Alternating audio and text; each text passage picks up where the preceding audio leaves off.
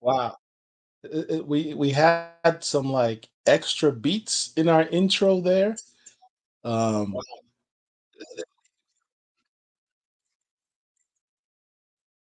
and we're having extra. Not certain what's going on with that, but let me see if I can fix that. Apologize for that, everybody. What's up, Black Comic Lords? Another dope interview with a Black comic creator, but not just any Black comic creator. This man is a legend. We talk about in the space oftentimes about the Black Renaissance in comics of independent comics back in the 1990s all the time. Milestone is the forefront of that discussion. Um, but you don't mention Milestone without mentioning Ania Comics. And one of those creators from that time, from that company, Mr. Roosevelt Pitt, is here with us today. He is a publisher, author, director, creative designer, comic book creator.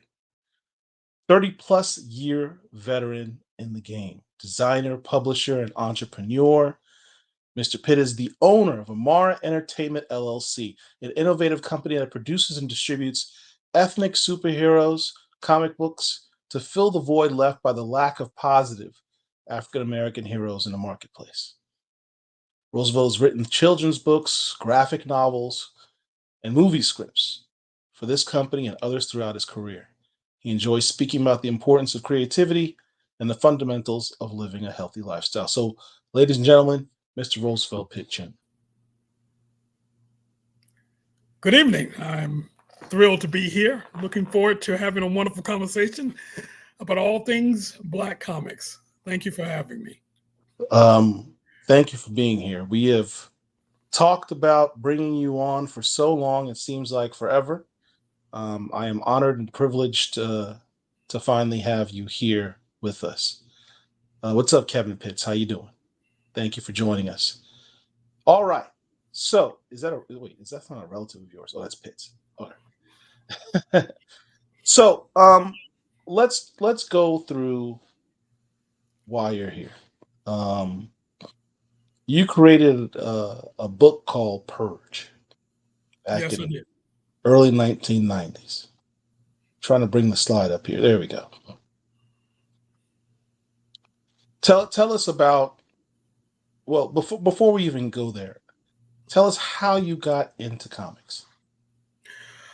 Well, as most comic book creators and writers of the Black or foundational Black American or African American experience, we grew up with the Saturday morning cartoons, watching Super Friends, watching George Reeves' Superman with our bowl of cereal. So for Yeah, me, that was a a big wonderful bowl of cereal. time. Big bowl of cereal. Big bowl of cereal, and you get up around 6 in the morning, you That's wait right. for before the national anthem finished playing. That's right. You sit there with the rabbit ears trying to make sure that you got the signal in, and then you sit there and wait for it to start, and And if the um, signal wasn't good, you put a little piece of aluminum foil at the end of the rabbit ears. there you go. You're definitely from my generation. All right. Most won't remember that or never experienced it, but for me, it seems like it was just yesterday. Yeah. And I remember watching George Reeves' Superman, listening to the intro, faster than a locomotive, able to leap tall buildings, look up, in the sky, it's Superman.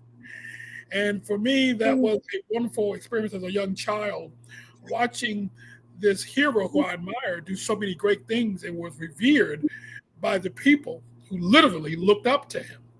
Right. And after I started to watch those type of shows, of course, that migrated into my interest in the comic books and the superhero genre in general. And I've always had a vivid imagination, always wondered what if, and that spurred a more interest into writing my own stories, creating my own fantasies when it comes to comic book superheroes, and then expanding on that. And I look back on it with fondness because that was my way of expressing who I am as an individual, but also what I wanted to see me not only pursue, but to inspire to be better as an individual, especially a Black young man. I love to hear that because at its essence and its fundamental core, the whole concept of having superheroes is to have someone who represents an ideal that you should aspire to be, right? To inspire you to be better, to be more than what you are. So that clearly, I mean, that's a testament of the power of comic books, the effect they can have on youth because it inspired you to go down this road of creativity that you're on today. 30 years, 30 years. So let's jump into it. Where this road began for you with this book called Purge.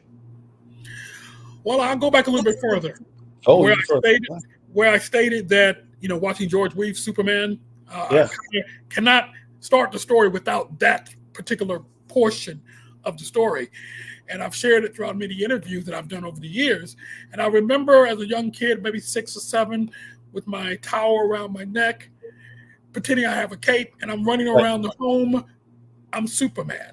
right, And I remember one day I stood in front of my mother's full length mirror, stood there with my arms to my side, pretending that my cape is flowing in the wind, yeah, flapping it with my hands, imagining that I'm Superman. And then I remember gazing over into the television set while I'm trying to pose like Superman did.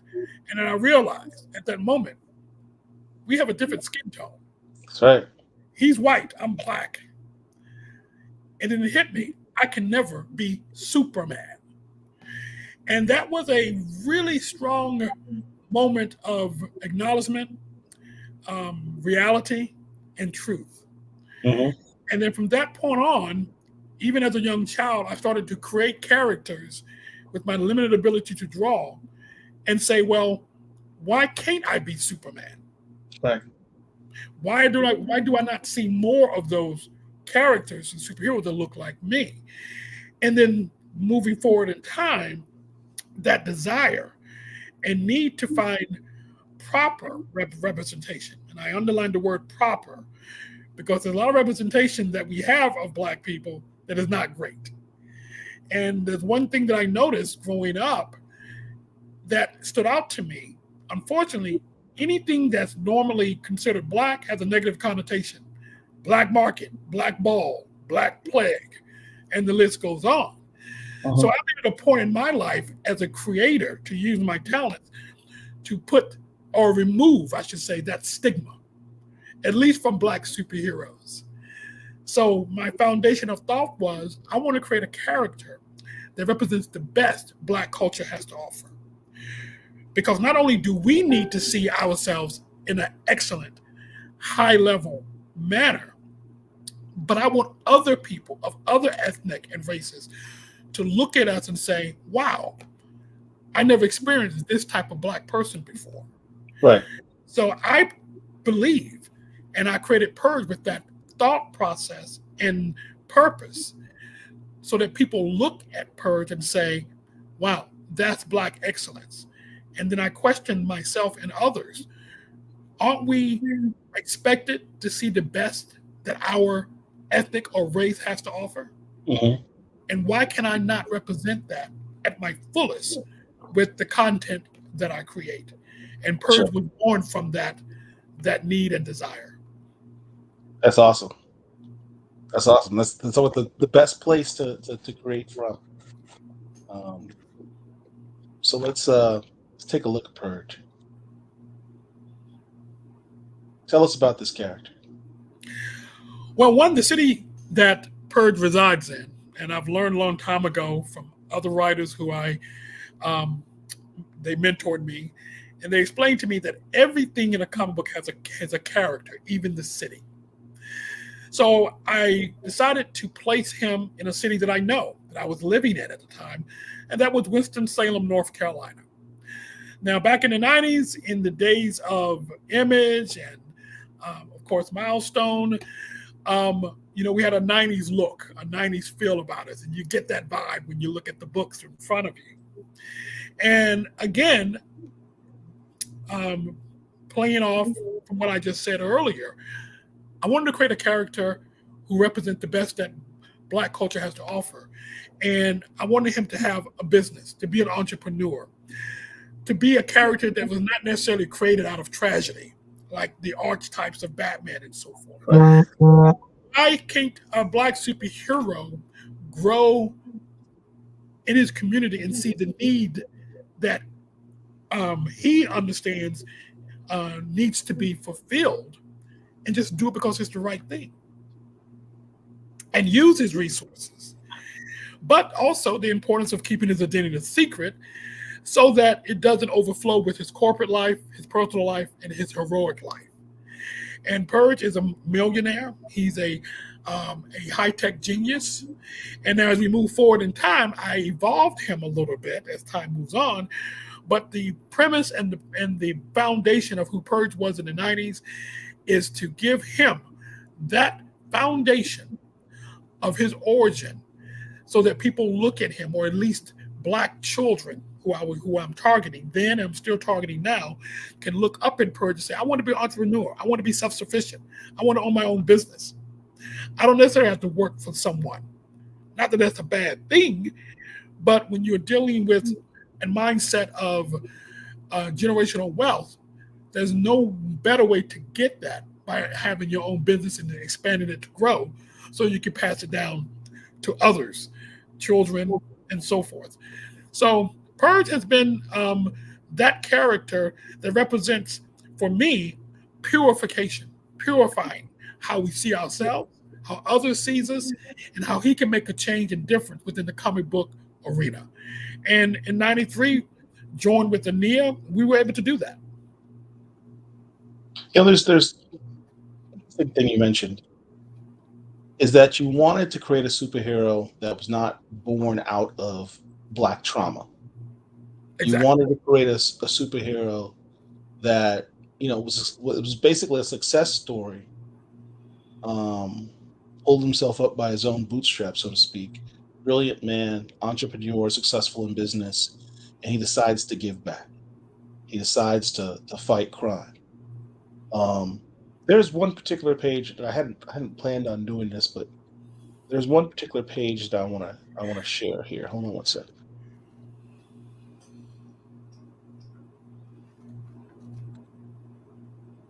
I really like this particular page from the original Purge run.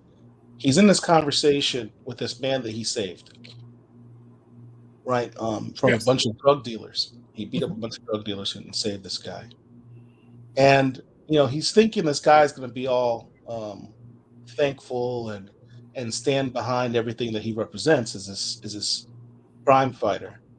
And let me read what it says here. He says, "You think putting on a mask, a fancy suit, going out, beating up the bad guys and throw them in jail is the answer? You're definitely not with the program." And he goes, "What are you talking about? Maybe you've forgotten, but it was this mask and fancy suit that saved your butt from being fried and put Kinetic in jail." And he goes, What good did that do? Words out that he's back on the streets and looking for me, so don't cop no attitude. Tell me something I don't know. What's your point?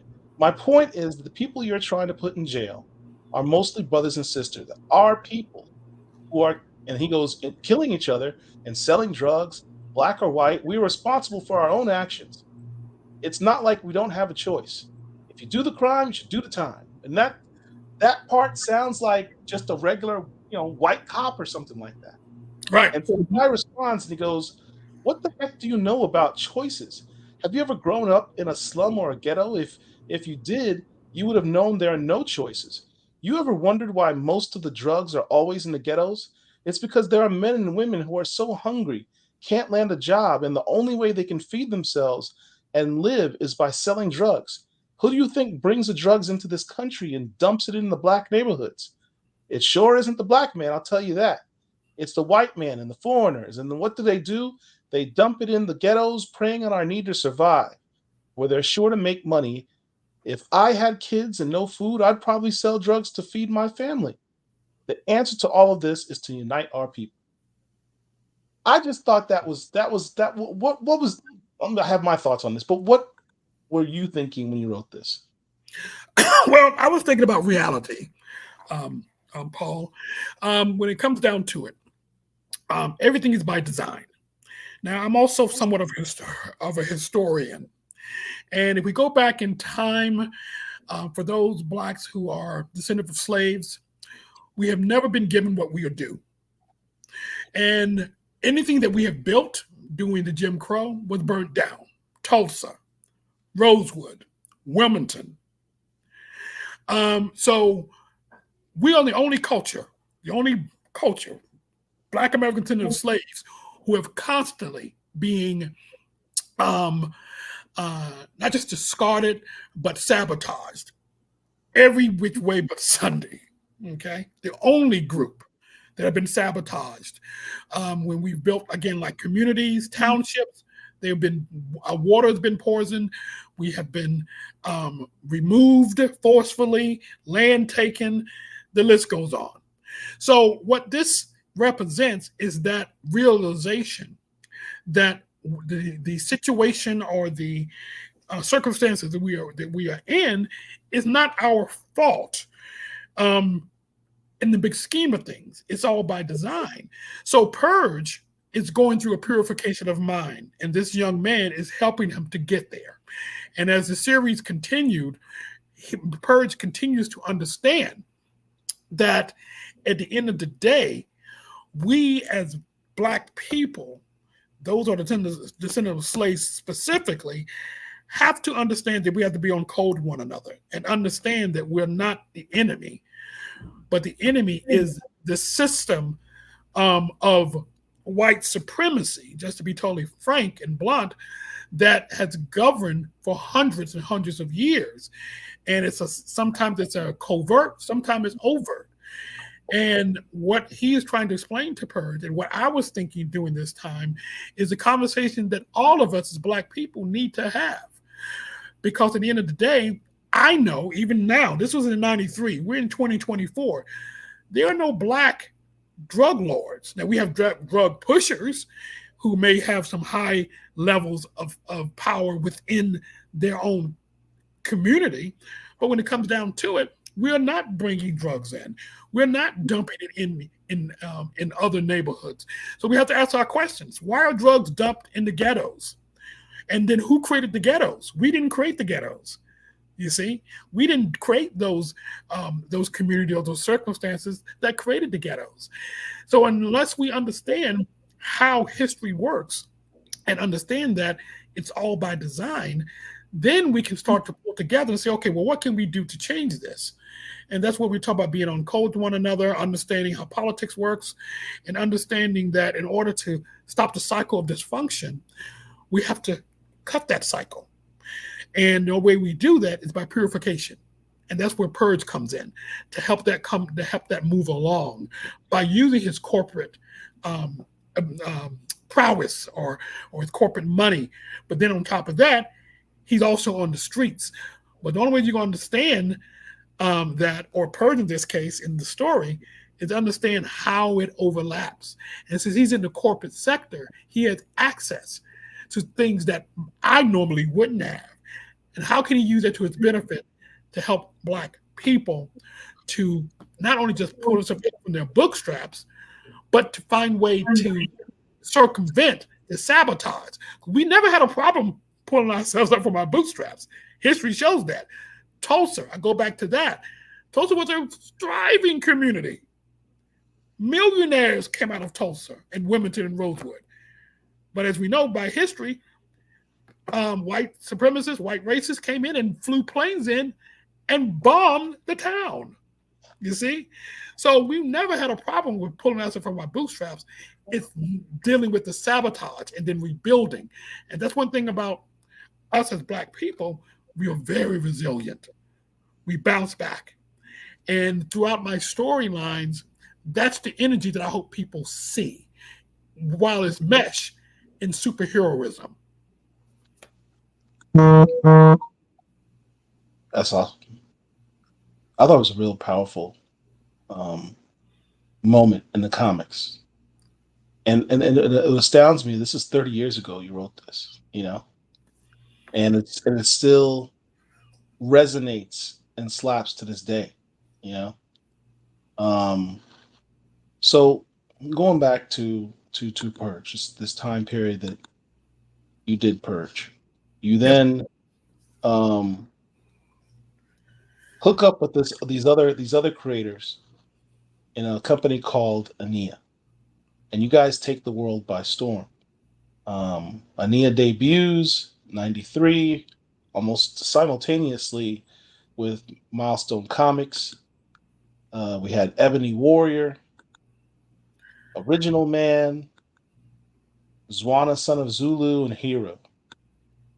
And the comparisons were made with Milestone Comics. Just the fact that, again, we had this, what was viewed or labeled as this black independent comics renaissance in the early '90s. Yes, sir. Along with, just in my opinion, '90s black culture is just one of the best cultures of all time. When you talk about hip hop, what have you, that's just me. But oftentimes there's almost like this belief or rumor that there was some type of animosity or competition between Milestone and Ania. Is there any truth to that? Well, I'll be honest with you. There was some truth to the, I guess, disparity between the two. Okay. We spoke with freedom. And what I mean by freedom, we pull our monies together and, as you say, pull ourselves up from our own bootstraps without any white corporate help, none whatsoever. And we were able to sell over 1 million copies of our books. So we were proud of that. Okay. So when we were compared to Milestone, one of the things that I know I remember speaking on is that we felt that Milestone, again, no offense, and of course, no shade. But when we looked at the quality of the books and the paper, it wasn't as what Image put out during that time. And we questioned it. You have DC, you have a huge mega company who has pretty much endless pockets. Why aren't your books as high quality as Image or somewhat our books? So we just ask questions, and there's nothing wrong with asking questions, because at the end of the day, I want Milestone to be as successful as well. I was good friends with, again, colleagues. I consider them colleagues. Dwayne McDuffie. We used to be together in a Heroes Talk forum back before internet hit, as well as Michael Davis, who I communicated with a lot during the '90s. Of course, I crossed paths with Dennis Cohen and so forth. So we were just basically asking questions. Now, to be totally frank with you, as time moved on and I look back on it, again, this is the white media's manipulation. They love to pit two black entities together. They did it with Pac and Biggie, West Coast versus East Coast. And if you talk to people, they say, well, we really didn't have an issue. Yeah, it was more of a divide and conquer type of media coverage. Exactly. So when we look back on that, that was what was going on. And of course, sometimes the energy gets absorbed, and before you know it, it takes on a life of its own. When I say absorb, I mean, Nabil, which is one of our members, if you look at any of our old Entertainment Tonight or media, he was very, very vocal. And sometimes that he would say things that I felt he shouldn't have said, but it is what it is. And sometimes things were taken out of context and then blown up. That happens too. But as things moved on, and this perceived beef, as we call it, or animosity, I took a position. Unfortunately, it didn't come about because both companies went defunct. But I spoke with Michael Davis, and he can attest to this. And I brought him a proposal to have an Ania Milestone crossover. Oh, that would have been dope. And I knew that would shut down the media, because personally, I've always been tired of white corporate America or white society or dominant white society have put out there for years that black people can't work together.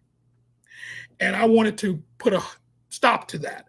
So when I approached Michael Davis about it, he was on it. He was willing to work towards it. He was going to talk to the rest of the Milestone media partners about it. But it got stopped in the pipeline when they started to determine that they were going to, go defunct. And the first Milestone ended publication, and soon after, Ania did as well. So it never came to be, but I know if it did, that would have blown the roof off the comic book industry as well. Were there any like storylines, script work, any designs that were done sort of initially before the companies went to defunct towards that crossover? Yeah, I have all of that stuff. I was the one who came with the storyline. I came up with some of the art for it, some of the pages for it as well. I enlisted some artists. So I have a lot of that. I know at least I have the whole storyline and the synopsis for it. And where are these now? They're probably in my vault somewhere. I have to comb through some old chests, but I know I have them. But if there's something you may be interested in looking at, I have no problem sharing. Well, because I was going to invite myself over and say, if you needed help going through the stuff, I'd be happy to help you sift through those documents and bring them to life. Hey, we always get together over a nice meal, and I'll be glad to bring my little portfolio, and you can have at it. That would be awesome. H&H asked, who owns the Ania IP now? Good question. We all still own it, but we made a decision that neither member would ever do anything with Ania without everyone's agreement. Okay. So the reason that we haven't seen anything from Ania is, to be totally honest, and it's sad to say, I don't know where anyone is. I don't know where they are now. I have no contact information after 30 years. And it's very disappointing because I know with Kickstarters and other crowdfunding campaigns or platforms, Ania crossover or reunion would be huge. So, especially with the technology that we have now. So to be clear, you are open to having an Ania reunion. You guys getting back together in person. All right. Sure. So, if we can get back together and come to a joint, value systems and storyline that really fits the characters well. Sure, I'll be willing to do that. But as far as I know, and I could be wrong, but as far as I know, I'm the only Ania member that is still publishing at this point. All right. So if anyone from Ania sees this video, or if you know someone from Ania and you're watching this, forward this to them. Let them know Roosevelt Pitt is ready and willing to bring the squad together and go forth and republish. Because right now, we talked about the renaissance of Black independent comics in the 90s. We have one going on right now. And there is a whole group of people in Black comic lords that would love to see Ania make a comeback. And the time is ripe for it. So I encourage you guys to reach out to each other, reach out to Roosevelt. He's very accessible on social media, and let's see if we can bring the band back together. That would be fantastic. A wonderful graphic novel compilation of new stories and fresh art. It would do my heart wonders. All right. So after Ania, went defunct, we had this new venture that you did. Yes, I started and launched and founded Amara Inc. at that time. And Amara Inc. was my answer to a new universe where every character or every comic that I produce from these characters that you see in front of you and IPs are Black-led. I wanted to make sure that I put Black first. So whatever comic book I've produced and will produce in the future, the lead will be a Black superhero, and the stories will encompass historical aspects, of course, mesh with superheroism, sci-fi, of course, futurism, and all of those things. So what you're looking at now is a compilation of all of those ideals. And Purge, of course, is on the forefront. But even this piece is dated. This was about 1999 when this was created. And what was great about it is that when I look back on it, I can really see the vastness of my vision and my imagination. Absolutely. Like, honestly, you could put this one image out on a Kickstarter, and I'd be like, that's all I need to see. That's all I need to see. This image alone makes me excited. Well, I Um, appreciate that. There are times that I look at some of my older stuff. I'm like, oh man, it's old. I've seen it like a million times. I need to create something new.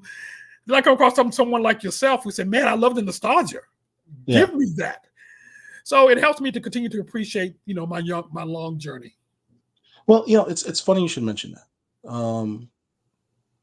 For comic book fans of a certain age or a certain generation, us gray haired people, um, who grew up with these Milestone and Ania books. As I said, I really think the time is right to bring these characters back. You can bring them back, put a fresh coat of paint on them, and they still stand up because they were substantive when they were created. The quality of the characters and the stories that were told were such that they stand the test of time. That's the definition of a classic.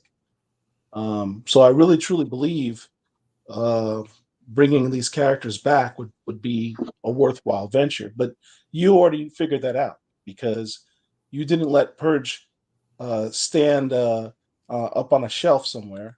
Gracella asked, "What's happening with this Purge character?" Well, the answer to that is he went ahead and kept making it. This is from 1995, I think. I believe that's correct. 95. 1995, you brought Purge back for a bit. Yes. And then you again in 2013, 2014, you got into a venture with Uraeus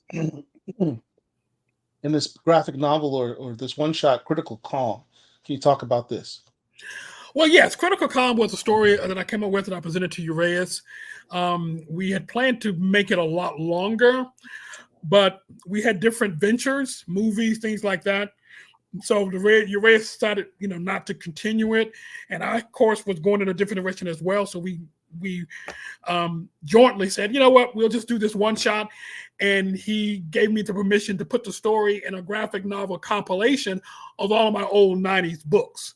And that graphic novel is called Purge Past Present, and this was thrown in as a short story.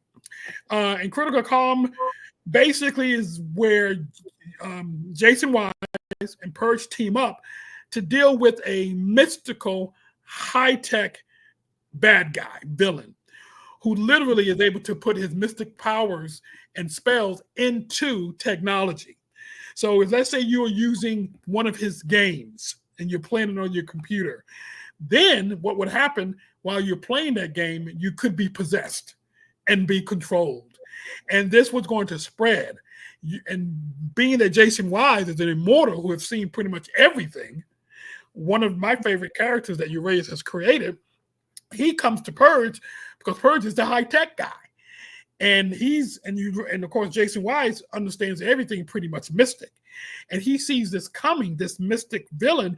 He knows where he's at, but he doesn't know how to navigate the technological aspect of it.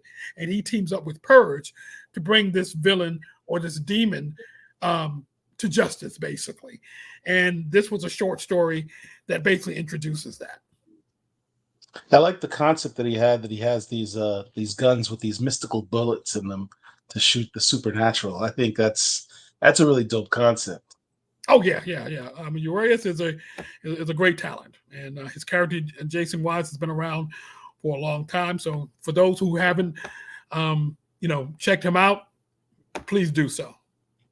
All right, so this is 2013 or so, but now we've got the modern version of Purge. Yes.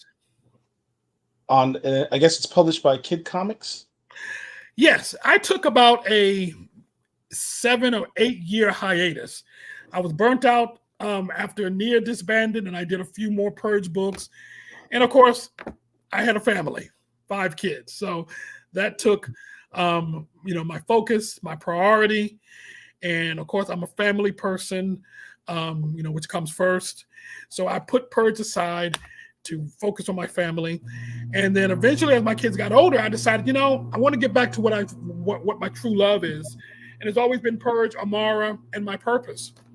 So as I was about to re-enter the market, I realized I was in a different landscape now. Social media, Facebook or MySpace when I started out. When AOL had dial-up, you know, and the internet was being born. But that was all new to me, like Right. foreign land. You know what I'm saying? Where I'm used to just going to a radio studio or a television network studio, just walking in and saying, "Hey, I want you to put me on television," and they would. Now I can reach the globe, but how do I do that? So, like I said, it was something totally new to me. And as I was about to continue to embark on reinventing Purge and reintroducing them into the market, because again, we're looking at 20 plus years have gone by. There are people now born that never knew Purge. How do I reach them? Right. So Keaton Jones, who owns Kid Comics, he reached out to me. He said, "Mr. Pitt, I'm a follower of yours. I've been reading Purge. You are a OG, a master Jedi. I would love to help you get Purge back out into the public eye." And since he understood social media a lot better than I did, I felt, you know what? I'm going to team with him, co-publish with him. Kid is the banner, but as you can see, my company Amara is there as well. Right. He had already started with his book, The Power Knights, at that time, and coincidentally, I had a book called The Power Knights as well. So it was almost like kismet that we met and started to work together. And he wanted to give his take on Purge, i.e., the new direction. And I said, why not have go at it? So he created the look that you see on the covers that you have in front of you, to give Purge a new look, a new feel, again, a new direction. And then, of course, I revamped the story. And what the story entails is that Winston-Salem, where we are, was introduced in the 90s, due to Purge or his alter ego, Richard Kincaid, who has pumped all of this wondrous technology into the city and help it to transform into the first mecca or techno city in the U.S. So basically, Winston-Salem has evolved into New Salem. And the best way I always describe it to people, if they ask me, I say, think of Wakanda in America with the politics, okay?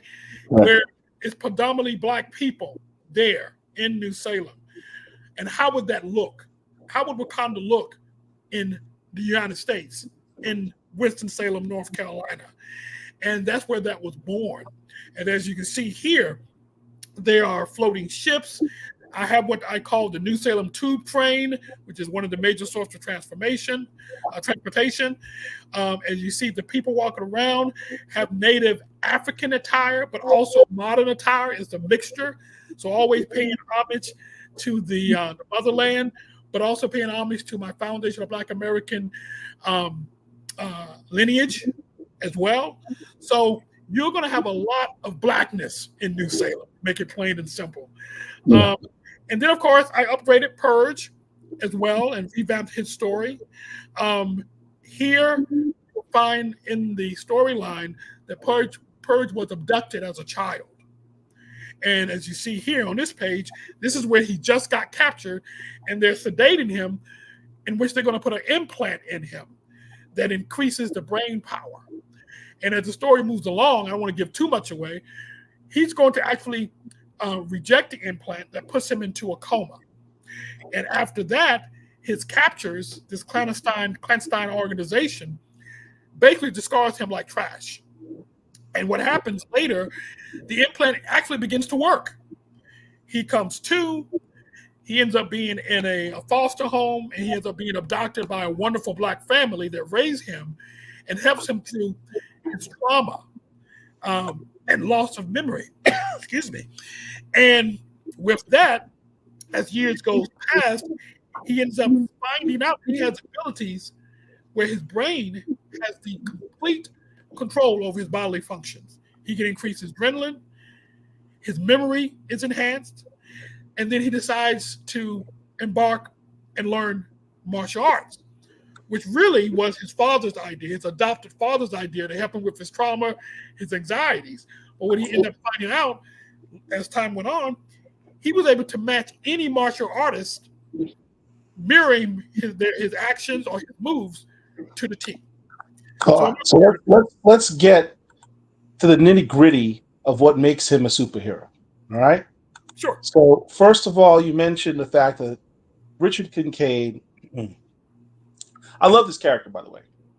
For those who are unfamiliar with him, think of Black Panther mixed with Tony Stark, mixed with Reed Richards, with a touch of Night Thrasher.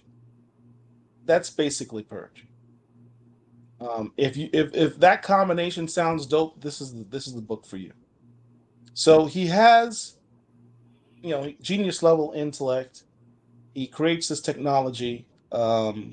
He has this AI named Clea, and the AI not only helps him with his business and his day-to-day activities, also helps with his superheroing as well. But he surrounds himself with this technology, and he also has, various characters that help him along the way. You mentioned off camera, this was a bit of a cameo. Can you talk about this real quick? Yes, there's a I think a screen there that he's speaking to a fellow colleague, a fellow hero named Kwezi. And Kwezi is actually an African superhero. He has his alter ego is Mukasa. And it's an Easter egg because it's going to lead to a huge story that I wrote called Crimson Sea, where they team up to battle and subdue what I call the first immortal. He's a hybrid vampire. And this vampire has decided that he's going to find a mate so that he's not the last one on the planet.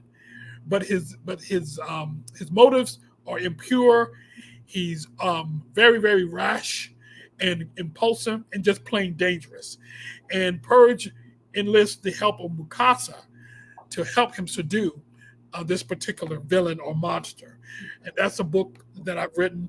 It's been in the making for almost a decade, to be honest, called Crimson Seed. So that's basically an Easter egg for that particular book and story. Any idea when that book is going to drop? That one I do not. I'm still looking for the right artist team to work on it because I've had a few come and go, but none have really been the particular art team that I think is going to make that book pop. So it's still in the works, but I'm not sure when yet.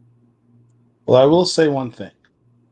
Your art person, your art team, what are they called? The artist on this book. Those are the Zong brothers. Zong brothers, yes. Yes. This team is phenomenal. Wonderful. Incredible job. I mean, what gets you, besides the fact that it's just a very well-written story and the character's intriguing, the art is absolutely fantastic. These colors pop. The line work, the angles, the cinematic look of everything. It just blows you away. I mean, the little clips I'm showing here really doesn't do it justice. It's actually really great artwork. I love the fact that he's got his own little Batmobile type vehicle that he's flying around the city in. You mentioned his martial arts abilities. What are his power sets? What would you describe as his power sets? I would describe it again. We can compare to the cows come home, but I would compare his power set to like a Daredevil or a really enhanced Batman, who is able to understand the nuances of his surroundings. His senses are so acute that if he's watching, like, say, a Bruce Lee movie, he can match Bruce Lee's moves to the T, right down to how Bruce Lee would kick or react to danger, that type of thing. Due to the enhancement he had to his brain? Exactly, because the implant is still within him, that technology. So his agility, again, surpasses any normal human. I would say at least 50 to 100 times. He does have what I would call a healing factor, but the fact that is based on his nanites. See, he has mental control over the nanites that forms his suit as well as his weapons combined with his chi. And he's able to use his energy, his Mojara spirit, as we call it, that combined with his technology enhances his power weapons, his weapons that he forms with his nanites that he used to defend or with offensive measures. All right. We also have here the introduction of this character, Zentra. Now, this Yes, is actually the reintroduction of Zentra on the left, because the original Zentra was in your original Purge book from back in the 90s, right? that is correct. So tell us about this character. Okay, And why was it so important that you had to bring her back when you brought back?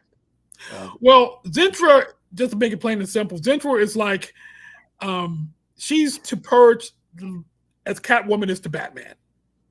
She had a similar origin to a degree, and the man or the scientist who had control over her is the same scientist that was responsible for the implant that's in Purge's neck as we speak.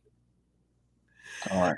And Purge was responsible indirectly of freeing her of his control, and that's Timothy Braddock's. I'm assuming we're going to get to him. We're going to get to him in a second. But yeah. I remember the dialogue when they first meet up in the new story. They have some animosity towards each other based on some mission or encounter they had in the past. Is that one of the stories that's going to be told in the Crimson Seeds storyline, or is that going to be Purge? That's Crimson Seed. I think someone asked if it was Christmas Seed or Crimson Seed. Just for clarity, it's Crimson Seed, SEED. That's the huge graphic novel story that I've written, and I'm hoping to get the right art team on it. And who knows, maybe they'll see a Kickstarter soon.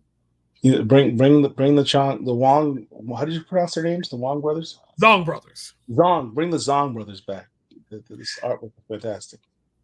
Well, they are wonderful, and they've done great work, but I got some great things coming, some more artists that I know you guys are going to love as well. And I'm fortunate to be working with a few of them that are familiar to some people. So we got a lot of great things coming. Awesome. Next character we have is Mindtrap. Yes, Mindtrap. He's one of my favorite villains. I introduced him in this story. One of his tagline is, or my tagline for him is, they say knowledge is power. And if that's the case, Mindtrap is one of the most powerful people on the planet. Yeah. He's all about knowledge. And he's all about stealing knowledge, which is what's going on here. He has the ability to actually access people's minds, take their thoughts, and store them in what he called mind gems.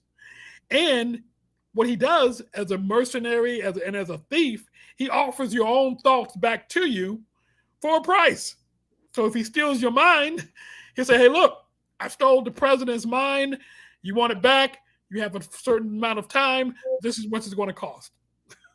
This is one of the most original villains I've ever seen, particularly one with like mind powers. This is a very interesting original take on an old trope of a mind control villain. Your approach is one of the most original ones I've ever seen. So I really enjoyed this character a lot. And then my favorite character, Isaiah Jones, my Jamaican bounty hunter character. Please describe this character. Well, Isaiah Jones, a wonderful character. I'll give credit where credit is due. He was designed from my idea, my vision by Mashindo Kumba. And Isaiah is part of a mercenary. Brilliant artist. And yes, very much so. Isaiah is part of a group called the VOW, VOW. And the VOW stands for Vector Organic Web, which is the technology that created them. And they are a mercenary group. They're also a bounty hunters. And Isaiah is the leader of that group.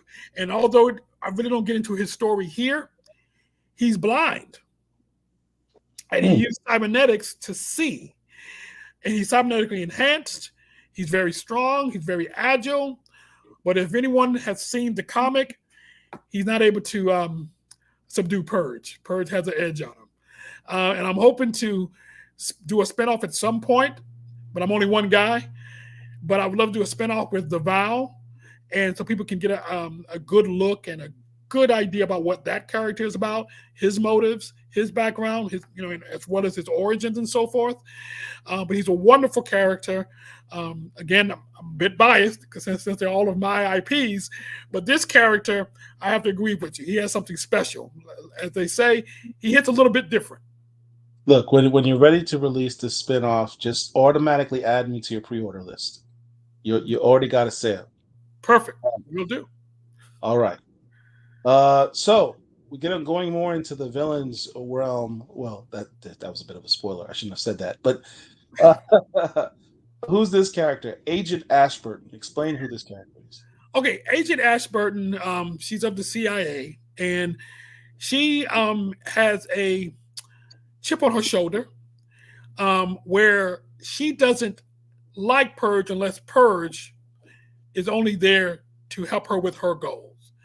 And Purge is, of course, very independent. He's not going to be controlled by anyone. So there's always this love-hate relationship with the two. And what's interesting, and I'll give it as a spoiler, Richard Kincaid and Agent Ashburton had a little bit of a thing going on in the past. Okay? In other words, they dated. Now, she doesn't know that Richard Kincaid is Purge. So basically, as Purge, Richard Kincaid knows that she can't be trusted. She's very manipulative, and you have to keep her at arm's length. But she does have her benefits because she is in a position of power with the CIA. So he's able to utilize her for his own means. And there are times that she has need of him, like in this particular issue, and he lays down the law. If I'm going to work for you, I'm going to get something out of it. This is what you need to do for me. So I kind of gathered based on the story and the dialogue that they had worked together in the past on other missions. It's almost like he's a contractor for the government when they need him or something. To some degree, if it fits his goals and his motives, he'll work with them. Like I said, it has to be something that benefits him. Yeah. And so he sometimes struggles with the disappointment or the regret that he had a relationship with this woman anyway. So that plays on him as well. But again, they have a tendency of using each other to the benefit. But again, he is always going to be one step or two steps ahead of her. And that just really doesn't sit well with her. So she's always trying to gain more and more control. All right. And then you always got to have a big bad, right? Always. So you mentioned this character before. Who is this character? Okay. Again, this is Timothy Braddox. He is the one responsible for Purge. He's the one who hired the clandestine group to kidnap him as a child, put this implant in him, and then he was responsible for discarding him like trash. Now, in New Salem, he is very prominent. He's one of the biggest corporate entities in New Salem. Why? Because he was there in the 90s when it was Winston-Salem, you see, growing his power. But now you got this young upstart named Richard Kincaid, who is making waves. He's growing. He's now pretty much have encompassed all of New Salem with his technology. Braddock doesn't like that. He doesn't like being second fiddle. So he's in a corporate warfare with Richard Kincaid and also Purge. Now, of course, as the story moves forward, Braddock doesn't know that Purge or Richard Kincaid was a young boy that he kidnapped or abducted many, many years ago. He sees Richard Kincaid as a corporate threat. He sees Purge as an annoyance that needs to be, well, purged. Tell us with you were waiting the entire show to drop that line. I was. I get you caught it. You caught it. I was. One of the things I also noticed is this storyline. When you read the original issues of Purge, this newest version doesn't seem as much a remake. It could almost be like a continuation of that original storyline because nothing really directly conflicts with what you had.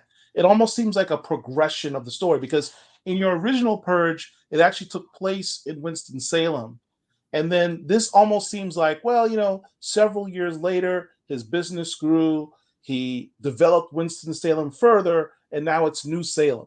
And Purge has been around for a while. His he's gotten better at what he does. His tech is better. His suit is better, and he's just doing it bigger and better than he was doing before. And you got all this backstory.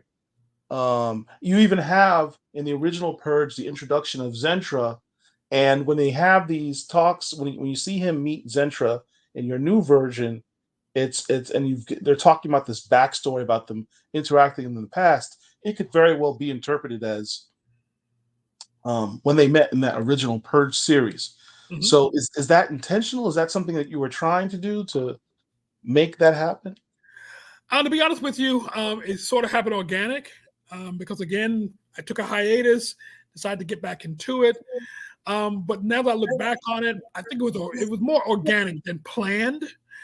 But now that you brought it up and I'm looking at it with a new set of eyes years later, I'm not making any promises, but I may take the 90s books, finish that run so that it gradually transitions into where I am now with Purge. Right.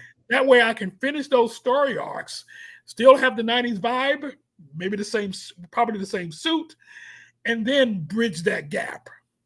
Yeah.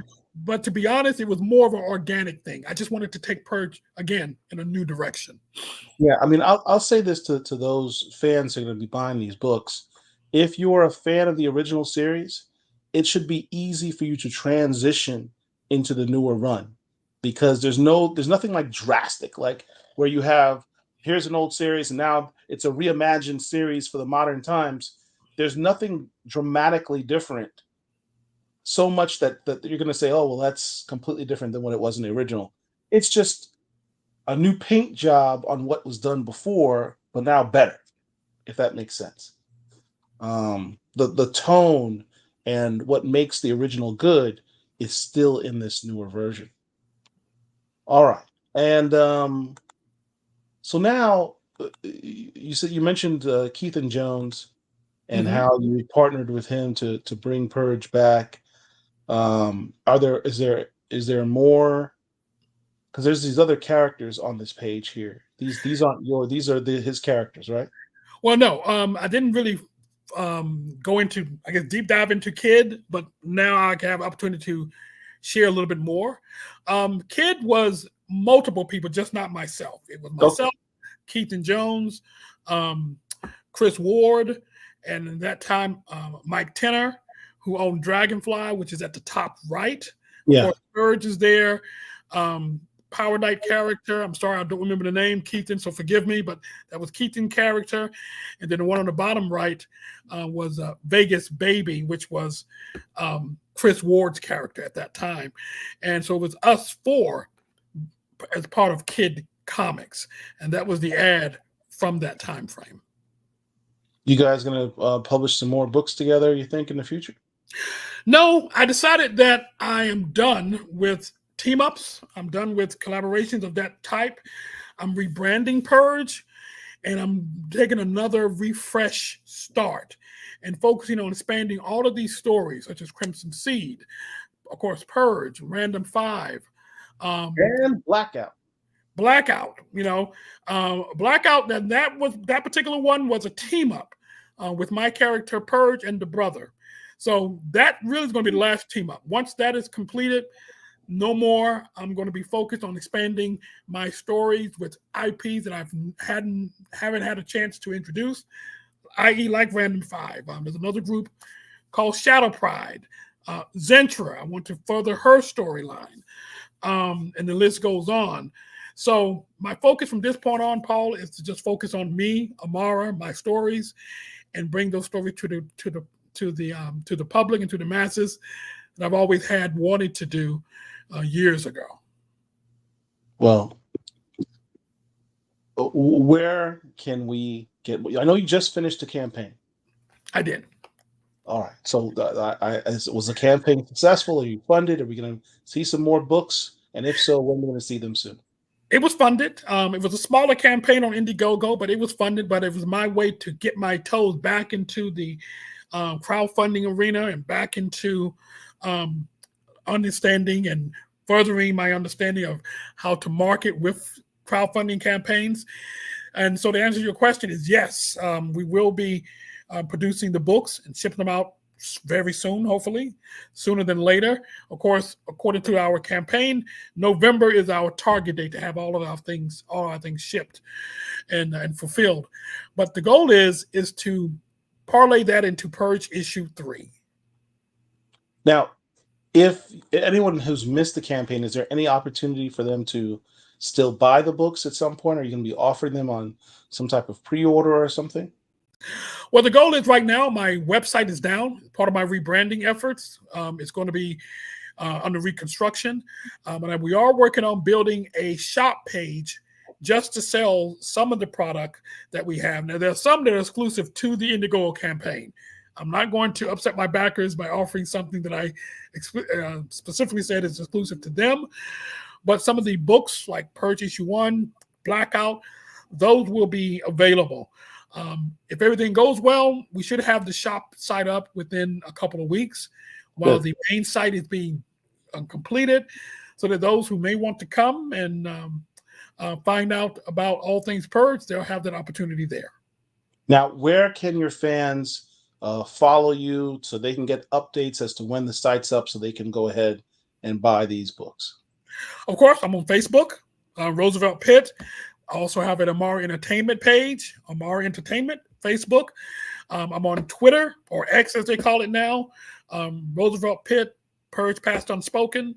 I'm also on Instagram as well, Roosevelt Pitt there, Amari Entertainment.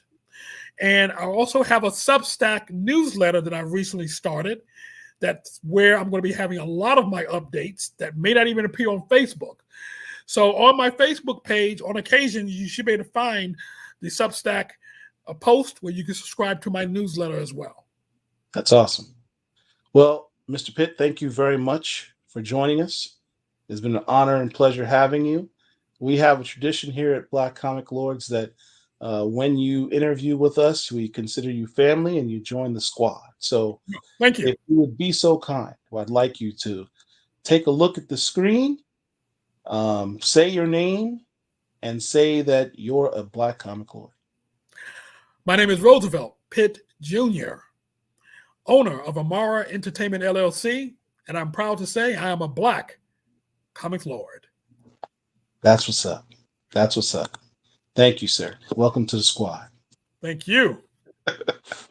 All right. For those of you still watching us, thank you.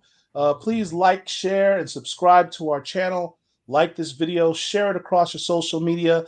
We're going to have a brief commercial break, and stick around. We're going to have our Wednesday wrap-up show with the Black Comic Lords squad. So, Black Comic Lords, we got you.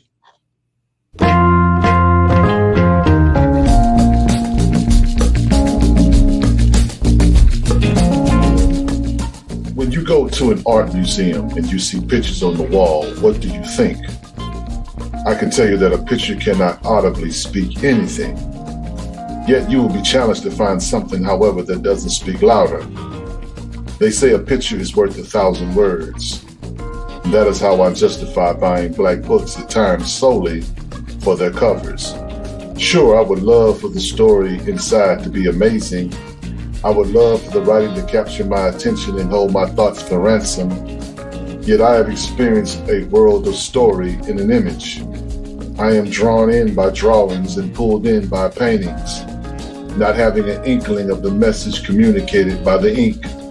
For my mind has made up its own mind, and it has told me it does not care what the artist creates, for I, a created being, see me in the work. I see my babies, I see my ladies, I see my brothers, I see my fathers, I see my people, I see my equals, I see everything and anything and something completely different from you and you too.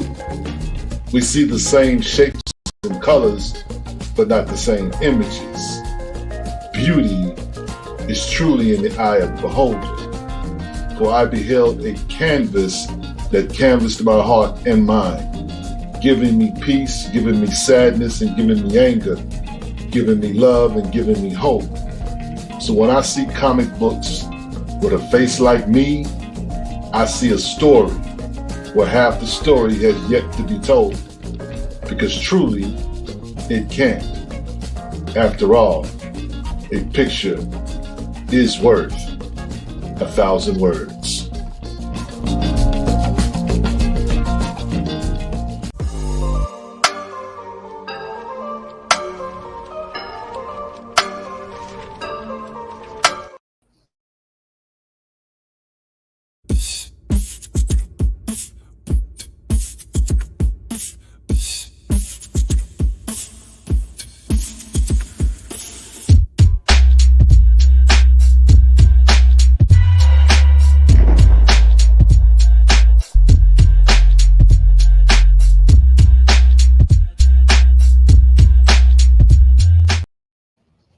Man, our producer is out here trying to be like DJ Big Phil and just do remixes and on the fly with turntables and everything.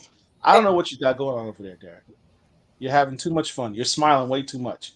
And you're muted, so I can't hear a word you're saying. Nope, can't hear nothing. That was a dope interview. I'm just so excited, enjoying myself here. All right. Well, I've got to watch the interview on replay, to be honest with you. Derek's been having some happy juice today. Oh, I need What's some up, of that. everybody? It's the Wednesday wrap-up show. I can't do that myself. Yeah, that's not going to work for me today. What's up? How y'all doing? I'm doing pretty good. Pretty good. Angel, you're looking extra crispy. Do you have What is that? Am I a piece of crystal chicken? clear like you have a super HD camera. Did you upgrade your camera? No, I'm using my MacBook. I've been using that for the last few shows. It does look pretty sharp. It looks pretty sharp. Oh, You're thanks. making the rest of us look blurry. That's a good I'm thing. okay with that. I'm okay. Yeah, of course it is. Of course. Where's Rich? Where's Rich? I'll check in to see. This guy. Check on him. He comes in his own time. He's like, "Hey, man." That's right. I come in when I come in. Yes, that's. I'm okay with that too. He'll pop in. Get off my lawn. He'll pop in. Oh, did y'all see my post? I got this for. Yes, I did see that. Pop Yeah, that bad boy open. Let me see the inside. Oh, Hold on a minute. man. Hold it up again. Hold it up again. Get you close up. Is that a hardback? Yes. Okay. All right. All right. Ooh, it's a thick book too. Yeah, it's over 200 pages. Wait, a little closer. There you go. And the art is by who? Mark Bernardin or He's the Ron writer. Salas? He's the writer. Okay. So Ron Salas. Ron Silas. Okay.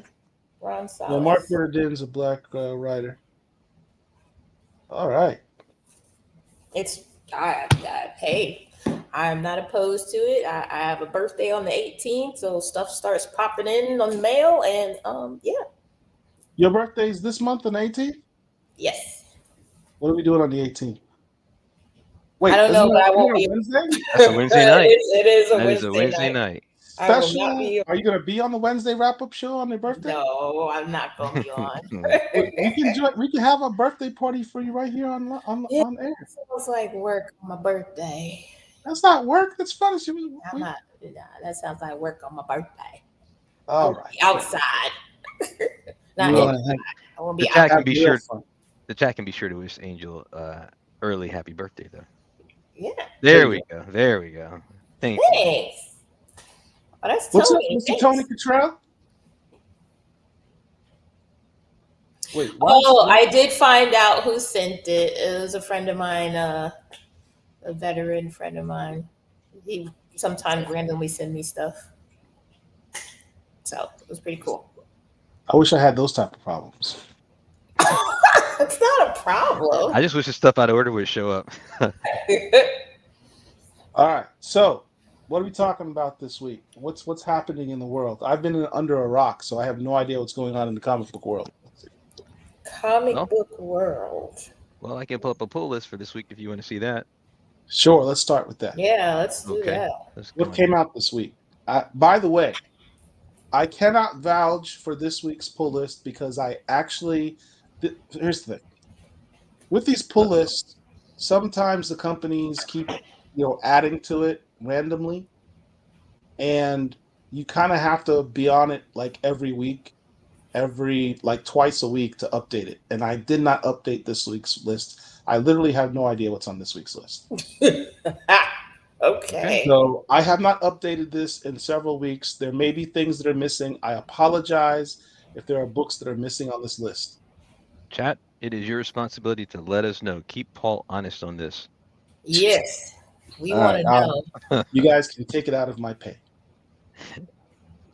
All right. So what do we have here? Absolute Power number 3. Thank you very much, Cord. Has Waller taken over the world yet? I hope so. I haven't been reading. Can you imagine a world, The Waller anti-hero. world, where she's gotten rid of all the metahumans? We just have a regular world. That sounds awful. That sounds like ours. How's that awful? I mean, you wouldn't have people blowing up your house with laser beams and. But then that also means there's no powers. I'd rather have powers. You want aliens to invade and blow up Yes. your home? Yes. Causing your taxes to go up. You want your taxes to go up because they blow up all the infrastructure? Yes. That's crazy. Bring on the aliens. Bring on the powers. Let me fly in the sky. Yes. Driving to work one day and all of a sudden the Hulk decides to tear up the road and you're like, that's the only route I have to get to work. Now I got to drive. You know what? It sounds like workman's comp to me. Look. Don't talk about Paul. That's okay. Just making this supposed to be my fun job, not my day job. All right. So, but we do know that Mr. Terrific, based on this solicit, is leading a resistance in the Fortress of Solitude. So, look, one thing that's been interesting. Armando. He's happy to What the talk. hell is that? Oh, I think it was an advertisement. Random commercials. One of the things that's been interesting at DC is that Mr. Terrific has been low-key, organically been giving shine by popping him into all these various books. Have you noticed that over the last couple of years? Ever since James Gunn took over, Mr. Terrific is just popping up here and there all over the DC universe. He was in Flash, and he's over here, and he's in Superman, and they're really starting to try to organically promote the guy, which kind of goes back to a larger thing that I talk about all the time is any character can be made an A-list character with the proper promotion if the companies, these mainstream companies, choose to do so. And the best way to do it is kind of like what they're doing with Mr. Terrific by having these characters pop up in various books, mainstream books across the spectrum, get that person organically known, and it won't be so dramatic when all of a sudden there's a Mr. Terrific series or Mr. Terrific pops up in a. All right, I fully believe at this point, Dr. Wizard has a mixing machine over there, and he's working on his DJ job. I can't say yes or no. You can neither confirm nor deny. What else we got on the list, Dr. Wizard? All right, let's take a look to see else. I think we have a few other covers. So we got another cover of Absolute Power 3. This one is by Stephen Bliss. Let me get rid of this. All right. Well, there's another. Wow. You got a lot of viruses on your computer, man. There we go. You said viruses. Well, scroll down a bit. Let's see what the other covers are. Okay. There's a lot of covers. A lot of covers. All our Who's money, supposed to get all and those? there's yet one more down here too. They're literally trying to take all our money. Yep. This just screams money grab. Hot. What sucks is that the storyline is actually pretty good. How's that suck? Yeah, I mean, look, there are worse problems to have than which cover I'm going to buy for a really dope story. My advice: pick the one you like the most and stick to that, and don't make yourself broke. Birds of Prey. Now, this was an interesting one because I believe, I think there's supposed to be a first appearance. Or am I thinking of the next issue? Either this issue or the next issue of this book has a first appearance. I don't remember what it is, but the only reason I have this book on the list is because it's the only book that I have Vixen in that is consistent. Because I love Vixen, because Vixen's a dope character. Probably one of DC's best characters, honestly. So, there's that. Okay. Boy Wonder. This is written by Juni Ba, written and drawn by Juni Ba. You see here on the left. Is this the final issue of this? Is this issue? What issue is this? 5 or 6? Number 5. Number 5. This might be the final issue. And there's 2 covers. That's interesting one too. Yeah. Richard likes this story. He likes Juni Ba. All right. So next. Exceptional X-Men dropped this week? Oh, snap. Yes, it did. Written by Dr. Eve L. Ewing. I've heard preliminary reviews of this, and it's all been positive. Introduction of this new character called Bronze, who you see in the lower left-hand corner of that issue. Black character. She's kind of kicks off the book by being a new mutant, and there's a whole. She's got her own cover. Look at that. Yeah, look at that. Yeah, one. That's the one. That's the one I got today. David Baldion cover. Did you get a chance to read this yet, Angel? No, I just got it today, and then it was raining really bad, so I left all my comics from today in the car. Okay. Yeah. All right. So I'm curious to see what this character is all about. Brand new mutant. Is that a Godzilla? There's another Angel cover. Look at that one. Yes, Angel. I did get that one. I figured you would. That's actually a dope cover, man. And you know what? That looks like the Godzilla from -1, right? Yes. We call it the cat face Godzilla, is one of the original Godzillas. So okay. Yeah. Oh, that's actually dope. And if you notice, in that cover, Bronze has her X-Men uniform on. What I assume is going to be her X-Men uniform. Nice. I might need to go cop this cover. I didn't order this cover. I ordered the other one. All right. What else? You're welcome. You're welcome. All right. Let's see. Going back a little bit. One more. Okay. Up next. Oh yes, we had covered. Do you want to look at this last cover of Exceptional X-Men, Paul? No, I'm not sure. Emma Frost. Ajiwa, Edge, and Nebi foil variant. Oh nope, yeah, that's why I have it there because Edge. Okay. Edge. Yeah. Yeah, these pop-ups are taking over. You get a pop-up blocker, man. You're killing me. So this is Ajiwa. Ebened. Oh wow. Ebenebe. Yeah, definitely need to express how to pronounce her name. She's done a lot of covers. Click on her name. Click on her name for a second. Okay. Bring up her work. She's young too. Wow. She's done. Let's see. She's got 3 credits to her name. This is what she's got upcoming. That's where I remember seeing her. Storm number 2. Okay, so she's not showing up on that one. Right there. Click on Storm. Right, staring you in the face. Oh, sorry. I was looking lower than that. Okay. that cover. That is okay. sick. Yeah. Okay. Yeah, I'll definitely have to get that one. Yes. This cover has been haunting me. This cover, I don't know what it is about it, but it just sucks me in, man. Every time I see this image, I stop and look at it. I always see something new that I did not see before.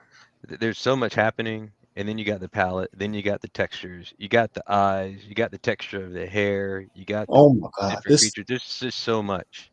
Yeah. I hope I ordered more than one copy of this particular cover. It is so brilliant. And then on top of that, by the way, Paul, guess who ordered the original of that? Not you. Are you sure?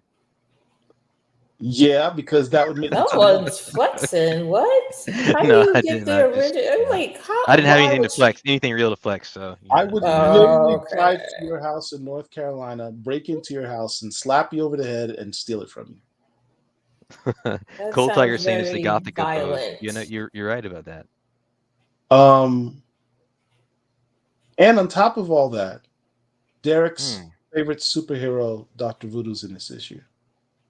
Oh, nice. Yeah. I didn't think about this, but this is the Gothica. Yeah.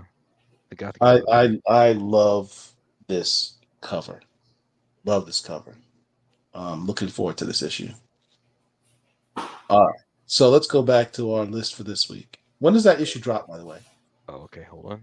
Does So it that say? comes out October 14th? well, No. the that's final the order final- cutoff is October 14th. So it doesn't come out till November. Oh, so Scroll to the top. November. Okay. Wow. Go Okay. to the top. November 20th. Yep.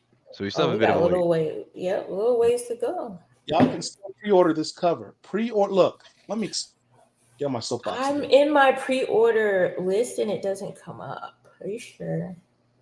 We need to pre-order as much of that Storm book as possible, people. Pre-order every cover that you like, multiple covers, multiple copies. Pre-order. We stand on the precipice. Oh, it is available. It's in here. I'm ordering it now. from if you watch the interview we did with Mireille Ayodele, Storm is being pushed by Tom Brevoort, the editor-in-chief of Marvel, or the editor of Marvel right now. He's trying to push her to be a Class A character. They're trying to make her a solo character, much the same as you have Wolverine and Spider-Man and Captain America. They're trying to make her a solo character. It's been a while since Marvel has upgraded a black character to that level. The last one being Black Panther. For all intents and purposes, arguably the only one being Black Panther to that degree. One could also argue Luke Cage back in the day too. But maybe even Falcon. Herschel probably argue Falcon. But this is their attempt to make her an ongoing thing. Like, we're gonna have regular Storm books. She's gonna be her own character, not as part of a super team. Make it normal for her to have an ongoing book. So this is our opportunity. Stop complaining about it and be about it. Order it. Let's make his run successful. All right, I'll get off my PSA soapbox now. All right. So let's see. Up next, we've got Miles Morales, Spider-Man number 24. For those who aren't familiar or may not have remembered, Miles Morales' girlfriend, Starling, superhero, her grandfather is the Vulture. And the last issue ended with Miles getting a run-in with his girlfriend's grandfather, the Vulture. So I guess we get to see what happens next. Yeah, we still need to have a follow-up interview with Mr. Ziegler. We do. We need to reach out to Cody. He's doing a lot of things that we need to talk about. Miles is still a vampire. Go back to the covers. There's Godzilla too for that. Oh, that's right. Are we putting Godzilla on every cover now? Yeah, for this. Godzilla is invading Marvel like he did in DC. That looks like a rat Godzilla. That's not like Godzilla. That's a rat one. That is not a good Godzilla. I'm sorry. No, it's not. That is not a good artist. Godzilla. I don't like being disparaging, but what's that other cover? That's the one in the middle. Okay. There's another cover besides that one. So this one right here. Yeah, that's got a woolly mammoth and the. Oh yeah. And what is Ghost Rider? Ghost Rider. Yeah. I don't know. I had a brain fart. That's the Ghost Rider 1 million. I don't know what the hell that has to do with Miles Morales, but nothing. It's Stormbreakers. It's Stormbreakers cover. It doesn't have to. Selling books, man. Marwan says that Godzilla is trash. Absolutely right. Yeah, Godzilla is terrible. yeah. I don't mean to disparage I the thought artist. there was another cover though that had Godzilla and Miles Morales. I could have sworn there was one more. Maybe That's all that's showing here. The next 3 issues feature T'Challa. Miles is going to get an upgrade. You can go ahead and hit next. Hit the next button right there. Miles is going to get an upgrade. There's T'Challa there on the cover. Oh, nice. Okay. Some other covers. There's a Manhanini new costume variant that has not showed up yet. That's the one to get. That's spec moment. Miles is getting his new vibranium suit. That's what's up. And the new costume variant, you can't even see the cover, which means it's probably going to be very low ordered because people can't see the cover. They tend to not pre-order those issues. That's the one to get. Skip all the others. That's the one to get. Well, the one with T'Challa is too because I'm Black Panther fan. But Manahini new costume variant, that's the one to get. Make sure you order that one. You heard it from Paul here. Skip T'Challa by the. I did not say skip T'Challa. I said also. But the one that should be at the top of your list is the Mateus Manahini one. Yeah. All right. Wait, what's that third one? Whoa, go back. Hold on. Okay. This one? What's that one with the fire? What is that? Oh, that's just some random, he's glowing. That's a weirdo one. That's just weird. Yeah. All right, fine. That's nothing else. Just for shits and giggles, let me see what the Dr. Doom one. Doom. Dr. Okay. Doom. That's what's up. It's actually not bad. That's actually not bad. Yeah, that one's pretty cool. That might be cool if it happens in the book. If it happens in the MCU. Oh, well. When's the first time Dr. Doom confronted Miles Morales? Miles is going to be 60 before he shows up in the MCU, it feels like. Yeah, it does. But if he does, and Dr. Doom is part of that, because if Dr. Doom's part of Secret Wars, and that's where they introduce Miles Morales, because that's the end of Secret Wars, this might be kind of a cool cover to have. That does not look like RDJ's eyes, though, I have to say. Okay. All right. Move on back and see what else we have. Okay. That Godzilla really was god awful. Godzilla, yeah. That Godzilla was terrible. Terrible. They just threw a little piece of ink and paint. So this is Salvador LaRocca cover and Guru EFX. Why do I have this on this list? I don't remember, other than the fact that Hunter's Moon keeps popping up in his Moon Knight books. Other than that, I have no idea why this is here. See, my character. Oh yeah, no, I did get that one. Nope, no Hunter's Moon. There's Blade on that cover. Mm-hmm. Oh yeah, I see him in the corner next to Venom. Venom. Yeah, I have no idea what's here.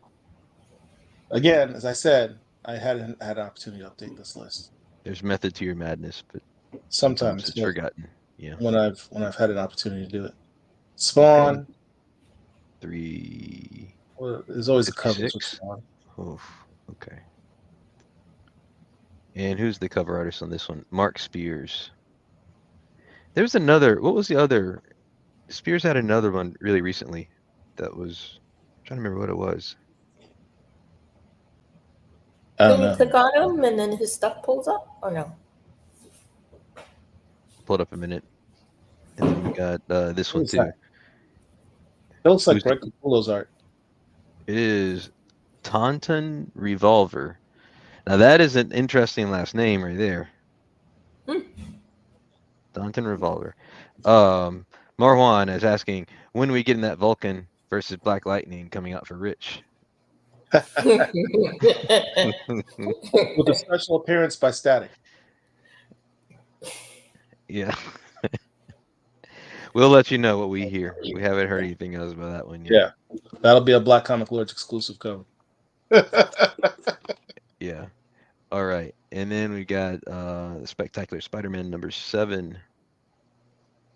I've been avoiding this book because it was actually well written, but I don't want to spend more money on Marvel books. That's too much money I'm spending already. Spider-Man.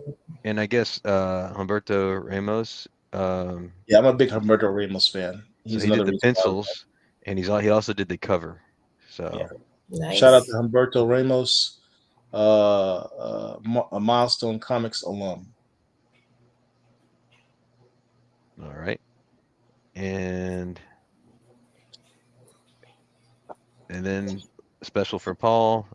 Look, you can skip this cover. This is a cool cover. This is. I got the Cisco one. Yeah, you got the Cisco in there. No, there's a Cisco cover. Oh, this one here. Yeah, that's the one I got. You're jumping ahead. Hold on. Okay, wait. You said skip it. Star Trek, IDW, the company IDW has been doing a Star Trek run. They've been very successful with all their Star Trek books. This is the 500th issue. The most successful series they've had is this latest Star Trek series that centers around Captain Benjamin Sisko. The current Star Trek flagship book that IDW has is their best-selling one, and it stars Ben Sisko. Now, if you scroll down, yes, sir. Go to the cover to the right. This one? That one. Okay. Make that one big. Oh, okay. I see. This is the black cover. You've got Michael Dorn, who plays Worf. You got Ben Sisko by Avery Brooks. You've got Nichelle Nichols as Uhura. It's technically Uhura's alternate version from another dimension. I don't want to get into that. It's a long story. You've got Tawny Newsome playing her character from the Lower Decks television show, Ensign Mariner. And in the back, you see Sirach Lofton playing his dimension displaced version of his character, Jake Sisko. So 1, 2, 3, 4, 5 black characters on the cover of a Star Trek book. And it's not even February. I love this cover. I didn't see that cover in the store. I'm gonna have to hunt that down. I pre-ordered this cover. I love this cover as a Star Trek fan, as someone who grew up from my earliest age of sitting down watching Star Trek and watching Nichelle Nichols and some of the other actors on the show, black actors on that show, and seeing that representation and saying, wow, we can be out in the stars and play these great characters and have these. This covers everything for me. This is like years and decades of Star Trek all in one cover, because each of these represent different eras of Star Trek. So it's to me, this is really dope. I really appreciate this cover a lot. Yeah, catching up with some comments in the chat. Marwan saying shop got him for a C note last week. That's it. A bit greedy. That's it, man. You don't even want to know how much I spent last week. It's crazy. Yeah. And then also, there's a question from Jay. After reading Philadelphia 35, is there a future interview with Rodney Barnes coming up? Whose job is supposed to be working on that? I'm looking at you, Angel. You didn't give it to me, otherwise I would have had him. Wait, that was just a conversation between me and Derek where we were like, oh, look at that, because I would have just produced. Thank you for reminding us, Jay. So, Angel, would you be so kind as to reach out to Mr. Barnes and ask Sure him will. Join us again? That's easy, yes. Talk about what he's got going on. Let's see what else we have here. Okay. I met Nichelle Nichols in person. Oh, wow. I only saw her once in Dragon Con driving in a car in a parade. And was she waving? And she was waving just like that. All right, we've got one more. And Walking Dead Deluxe number 96.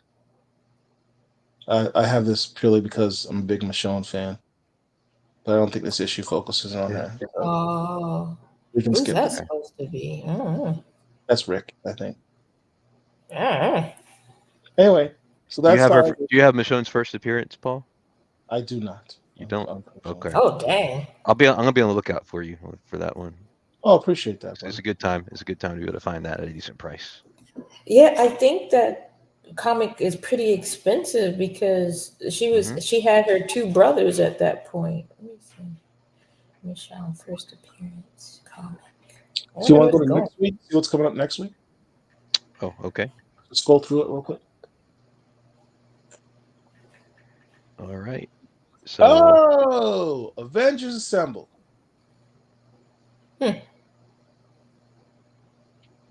Go ahead and click on that second cover for me. This one? Yeah. Okay. The Corey Smith Avengers jacket. The Avengers jacket. If you follow the Avengers back in the 80s? No, the 90s. I think it was the late 80s, early 90s. They had this thing where they're all wearing these team jackets, these leather jackets. I don't know what the deal was, but the Avengers jacket was their uniform. And this is that version. I like this cover because my man, Night Thrasher, is the most prominently displayed one at the very front of the page, largest one.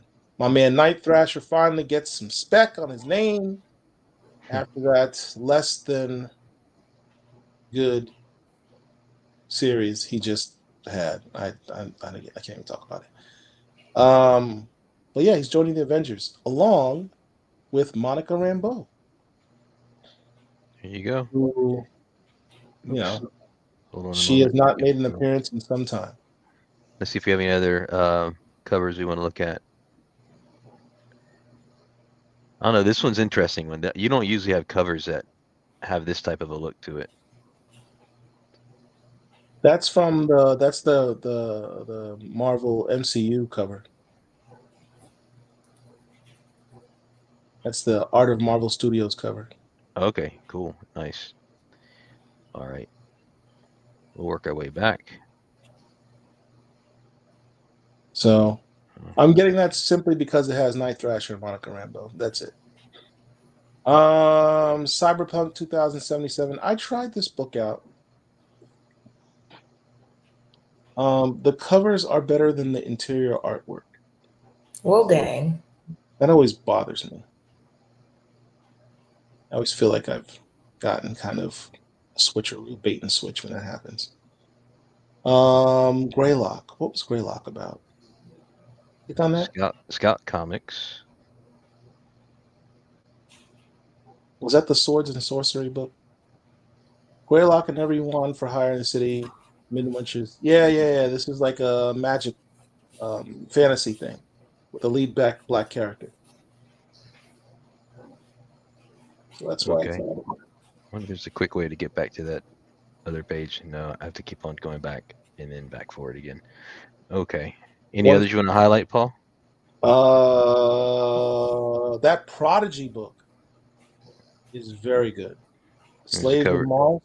There's a comment about the Profane book too. We'll do that one next. Okay, here you go. Good. This Prodigy, that's pretty cool looking. First of all, I read anything Mark Millar puts together. I'm a big Mark Millar fan. But of all the Prodigy series he's done, this one had the best start. I love the first issue. That character you see on this cover is his brother.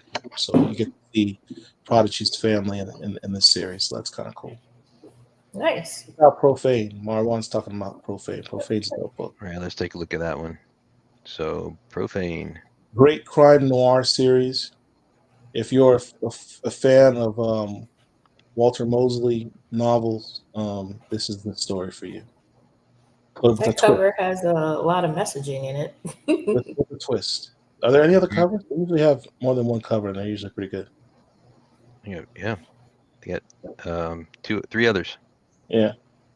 Including 2 Virgin covers. Yeah.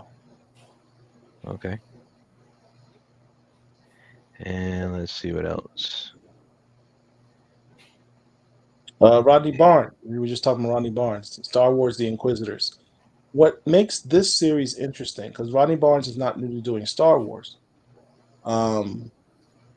The 2 other series that he's done, The Mandalorian and Ahsoka series, which is ongoing right now, those are basically just adaptations of what were on the television show.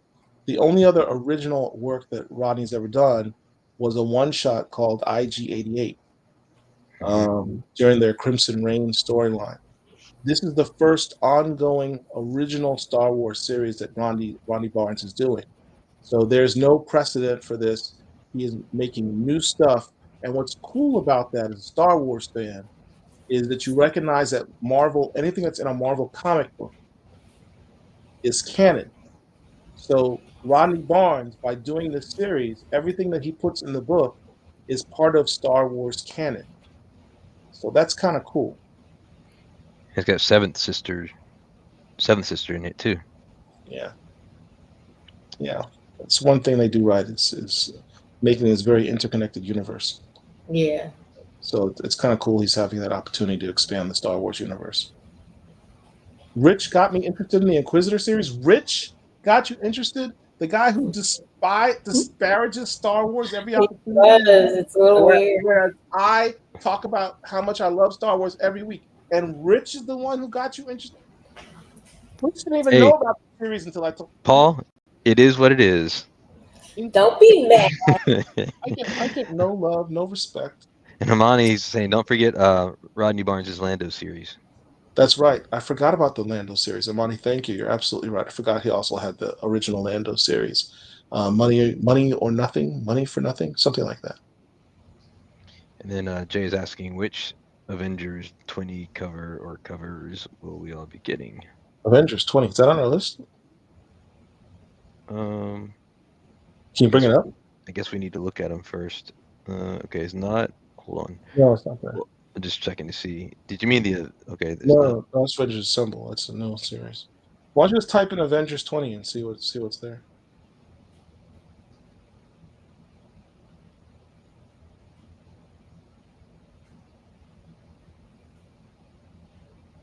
No, don't search there. Search to the left. The left. The search. Oh, okay. Thanks.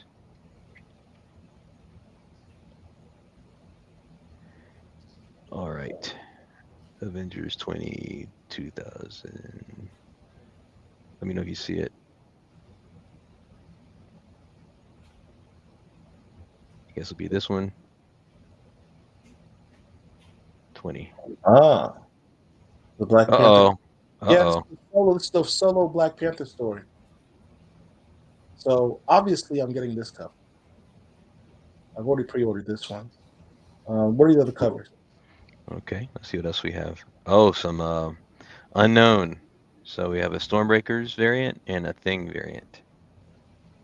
All right, I can't imagine me getting the Thing variant. What's that? What is that? Sergio Fernandez. Ooh, that's dope. I like and that. It's got 3 black characters on the cover too. It does. McDuffie rules it. Mm-hmm. Oh man, I dig that one. Which one? What is that one called? You mean the variant cover? Sergio Fernandez, the Villa variant. Crap! Now I've got to go order that. Yes, you do. And guess what? We have a super chat. So from Blurred Forever. Thank you so much for the super chat. We really appreciate it. Donation. It's a donation. I thought it was the trash. Don't be hitting on me.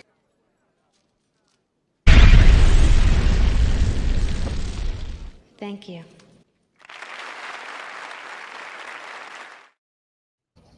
Wow. Blurred Forever's trying to get us in trouble with this. Yeah, this is a loaded question right here.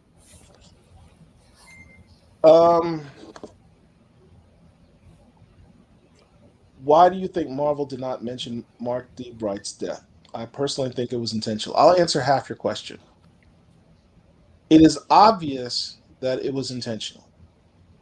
I say obvious because track record wise, given the amount of deaths in the same time frame, 6 months before, 6 months afterwards, and how they are publicized by Marvel, and given their proper due, and given the significance of the work that Mark D. Bright has done for Marvel, it's obvious they are intentionally not putting something out there with his name. I don't know what the reason is. So to the first part, why do I think? I don't know, but it is clearly intentional. I just don't know why. So I'm not gonna, speculate. Let But me ask just you. to give you Okay. example as to why he should be recognized at the bare minimum. They have this Armor Wars series with James Rhodes, Don Cheadle's character is supposed to have an Armor Wars series, and who was the artist on that? Mark D. Bright. So you're going to do a series, and in the credits, it's going to say artwork by Mark D. Bright and not give the man his due in the comic book? Doesn't make any sense. What were you going to say, Derek? I'm sorry, I didn't mean to cut you off. Oh, I was just gonna ask the question. Whose responsibility? Like, if you're gonna put it to a role or a person in Marvel, whose responsibility would it be? Is it an editor, I or would is it assume it's editorial decision. okay? Because I was just generally curious about that. Now I'm gonna get to a comment that Tony Cottrell made, but I just want to get to Amani's question: did DC or Milestone do DC anything? did, Milestone did not. DC did a one-page thing. Didn't have his picture on it. Just said, shout out to Andy Bright with a picture of something he did for Green Lantern or something, I believe. Okay. Yeah, the best honor for MD Bright was the letter by Christopher Priest. Shout out to Christopher Priest. That was a good homage to his friend and collaborator of many books. So now back to Tony Cuttrell comment. Don't worry, we have a memorialized in Epiphany engine. My man. Is that a BCL exclusive? I don't know. Tony, you wanted to let us know? When's Epiphany Engine supposed to drop? Early like first quarter next year? It seems whatever it seems like it's too long because It's taking forever. I need my book. He's saying yes, he it says that's is a BCL exclusive. Well, you know what you gotta do. This is a Black Comic Lords exclusive. Much respect as I already have for Tony Cottrell and the Epiphany Engine gang. You guys just went up another notch by doing that. I appreciate that. I'm a big fan of MD Bright's work. I grew up on his work. His work, for all intents and purposes, inspired me in large part to get into comics more seriously. And, it hurts me personally that he's not getting his due. That's just that bothers me on a level that I can't even express. So I appreciate the fact that you guys are giving him his due. Appreciate that. He's working hard to get it in everyone's hands by February. Good. Let's get it by Black History Month. That'd be a perfect time. All right. Let's see. Get this back on screen. All right. Well, there was a question about the Avengers covers, right? Okay. And those are the only ones we have. So, okay. I'm a little concerned that those two of those covers, I can't see what they are. So if they're fire, I probably did not get them. They could be anything. Well, when's the FOC for that? Oh, it's gone. It's gone. Oh, no, it's October 7th. You've got time. I can still pre-order. Well, I definitely want to get that Sergio Fernandez one.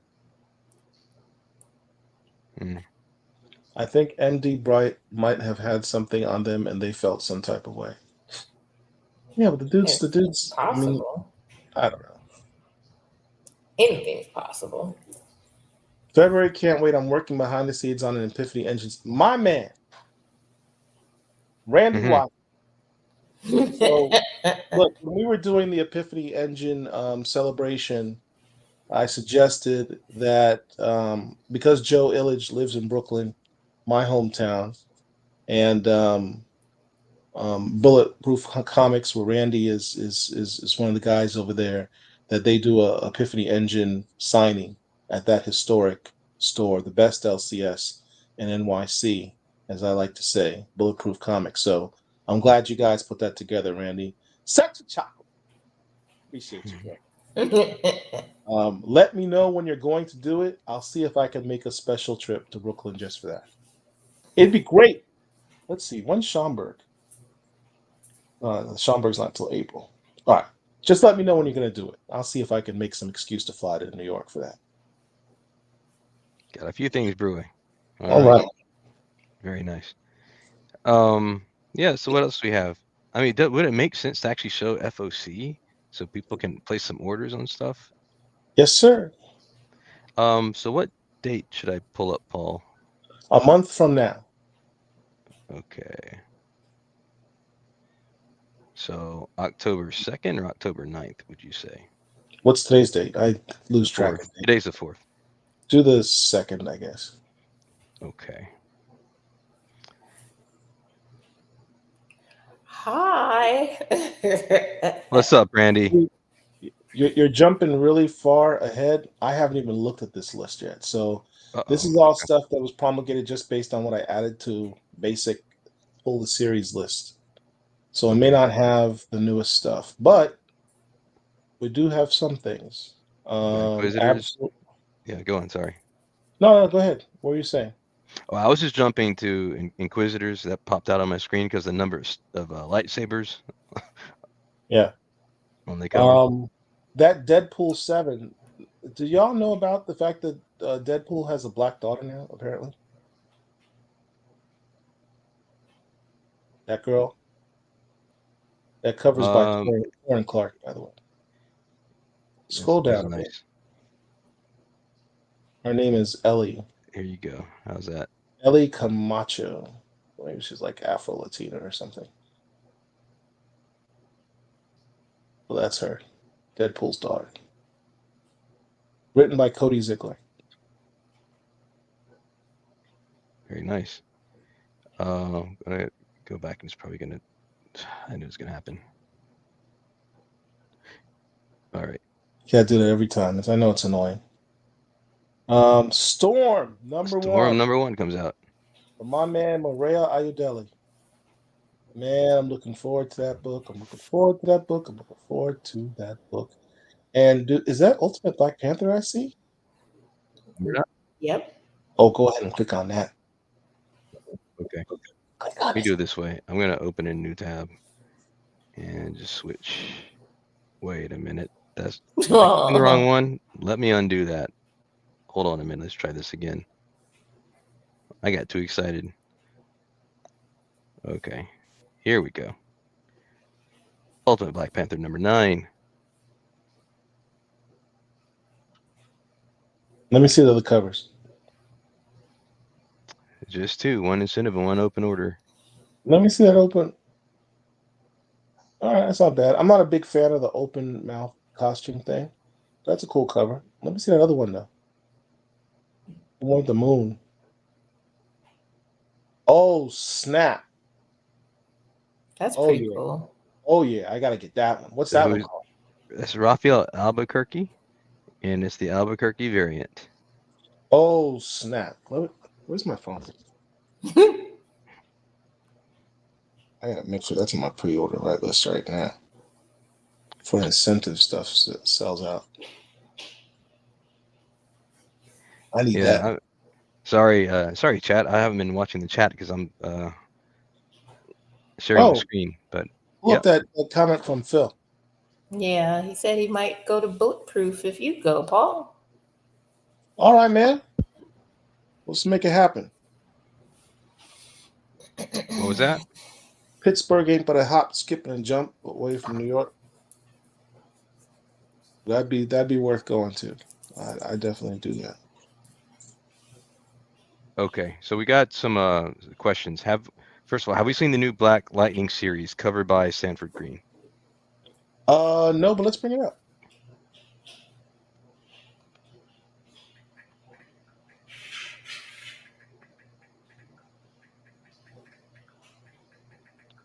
All right. So let's see which one would be the green cover. This one here, cardstock variant. Yeah, look at that.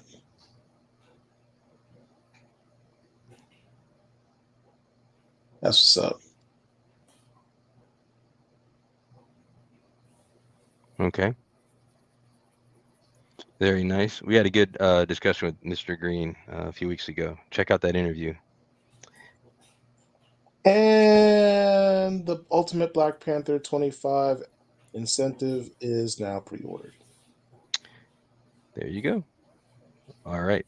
So let's see. Just quickly, a few other questions. Is Convert a good read? I Paul, haven't, you read it? read it I yet. haven't read it. I have no I haven't had a idea. chance. I actually have it right here in this huge stack of books that I got this week, but I haven't had a chance to read it yet because my stack is, as I said, huge. Huge. This is my wife saw these books come in these boxes, and she looked at me and just shook her head. So Sexual Chocolate says that Convert is a good read. Is it? Okay. Yes. Okay. Yeah. Anybody else in the chat who's read it, let us know. That's why I pre-ordered it. What are the chances of inviting e-viewing for an X-Men chat? Somebody's trying to get me in trouble. All we can do is ask, but I would not hold my breath. Let's see. Now, Don't sleep on. I will say this: if you guys want, we can do a campaign for like if you want to have like a bunch of questions you want to ask her. Mm-hmm. We can send those to her. She would probably answer those. Yeah. We can post them on the website and then talk about them on Wednesday. Yeah. Definitely. Email us any questions you have for Dr. Eve L. Ewing, and we'll be happy to send them to her and then print it up on the website. blackcomiclords@gmail.com. Yeah, don't sleep on that Sanford green cover for Black Lightning #1. No. Okay. What's the count now, Paul? On the books I have sitting next to me, I haven't counted them, but I will say this much stack of books. That's a good stack. That's my stack for just this week. Yeah, it's such a big stack that have to have an ambulance called if it tips over on him. It would definitely be messy if it tipped over. Yeah. My Deja Vu versus Watchmen is confirmed. Yeah, Amani, it's just, Paul, you want to speak to it or just leave it? What do y'all do? Well, we didn't do anything. There's just, I will say, y'all just trying to get people in trouble, man. I'm telling you. After we did our last interview with her, there are no more interviews that I've seen her do. Yeah, I'll just say that. Oh, you ruined it. Ruined. I think some people went viral on some stuff and took things out of context, and it was just, Yeah, I don't believe there's a problem with BCL per se. It's just no, I don't think. No, yeah. I mean, we've done email interviews subsequent to that. She's been very happy about to do interviews. Yeah. She's cool. Yeah. I got nothing but love and respect, Dr. Eve L. Ewing. Absolutely. I'm looking forward to her exceptional X-Men series. Yeah, she's outstanding talent. And let's see, we had I gotta reshare my screen. Ultimate Black Panther.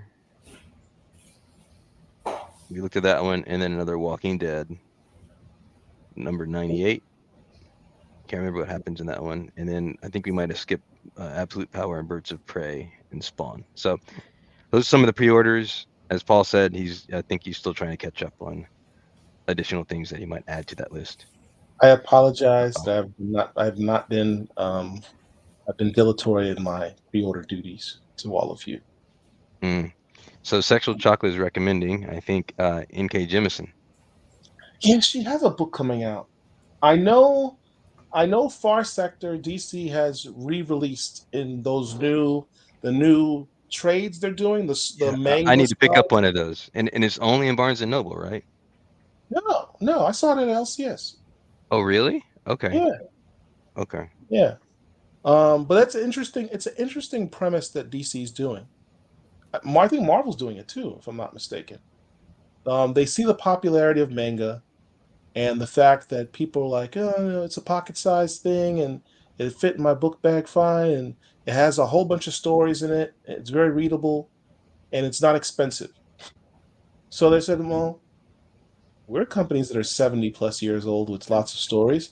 Why don't we capitalize on it? Because all manga is comic books, but in a different format. Why don't we Yes. kind of emulate the format and sell some more books? Not a super, original idea, but I hope it works out.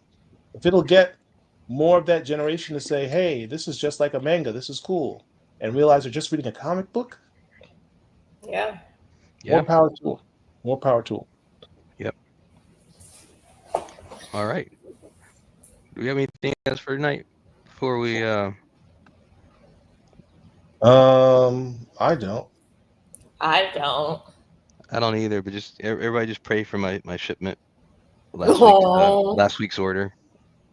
I mean, I could talk about any books I got. I don't know what books I got. Did I get anything of significance? I don't know if you can see this though. I got some incentives, variants, Ultimate Black Panther, another Ultimate. Can you see that? Hard to see that. Yeah, yours is doing the same thing mine was doing. Oh, Ultimate almost. Black Panther. And I don't even remember ordering this. I think I ordered this. This is one of those you didn't see the cover, so I didn't know what it was going to look like. Oh. Predator versus Black Panther. Oh, that's different. Yeah. I think it's the Chris Allen design variant. And this, I think everyone's got this, the Avengers 17 design variant with Storm. I don't remember ordering this or the significance of this, but this is some type of variant on Blood Hunt #1 that I hadn't seen before. It's the Leno Francis Yu wraparound variant. Why are you just getting it now? Was this another store or something? Yeah, it's a store I don't normally. Oh, it's a wraparound. So let me expand it. Blood Hunt wraparound. Crap. I want to say I got that one, I think. I can't see if you could see it. It's one of those nighttime covers. That's the best I can show you. Okay. Blood Hunt. And yeah, was it Lionel Francis? Lionel Francis, yeah. Yeah, I got that one, but I got that one when it first came out. I don't know why. Had a super chat. Literally today. I don't know why I'm just now getting it. That's weird. Another Ultimate Black Panther one. Nice. And speaking of, we got another super chat, by the way. 25, 1 in 25. Oh, Blurred Forever. So far, Blurred Forever. Thank you. Favorite movie and comic book? Hold on a minute.